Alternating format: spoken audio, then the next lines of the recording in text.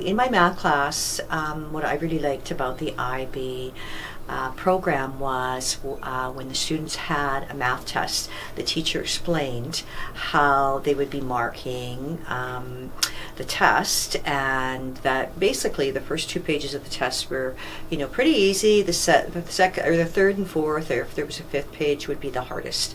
So what I liked about that and what I heard from the students say was, they realized that, if they did the first 2 pages only, they would get a pass.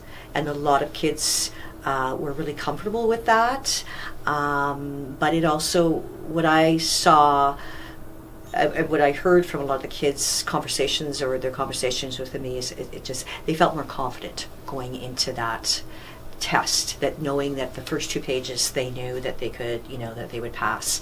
Also, the student that I work with, for him, it kind of worked out differently. The first 2 pages he kind of bombed, but the last 2 pages he aced. So I thought that was really good.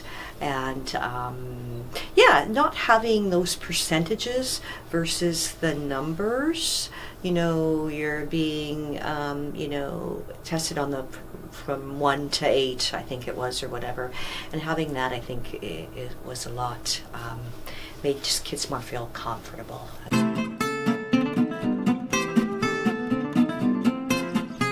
What I thought was really beneficial to the students there was they had reflections.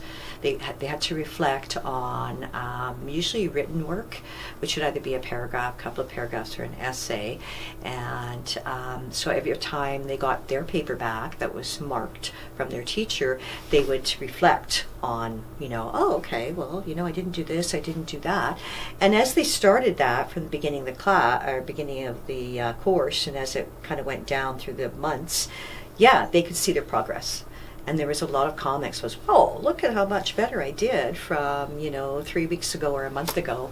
And so I think that was really good that they could, follow their progress, see it on the paper, and realize that, what they did better from the one they did before, and how much better they did it, what they did. Okay, well, I didn't follow the criteria. So, I thought that was really good.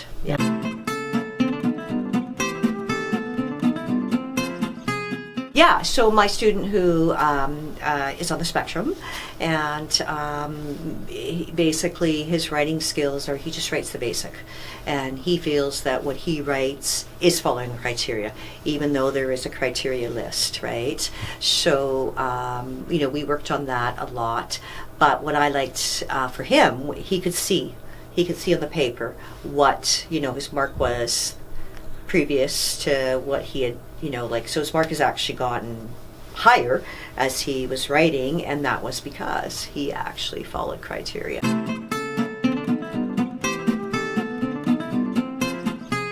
It was in my math class. We actually did a project, and it's workplace math. So it was before Christmas, and I think we were trying to figure out, how much concrete you would need to use to pour a driveway, which, once you graduate, you would need that sort of, if you're going to do that. So what he did, the teacher did, was we made some candles. So they had to have a cylinder, and they had to fill it with concrete, and they had to figure out how much concrete they would need, how much space for the candle to go in, and I thought that was a really good project that would actually take them out of school, and once they're out of school, that they could use that kind of scenario.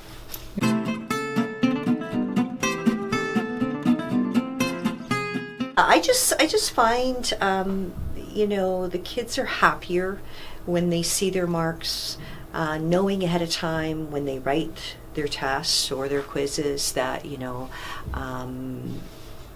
that they just feel more confident.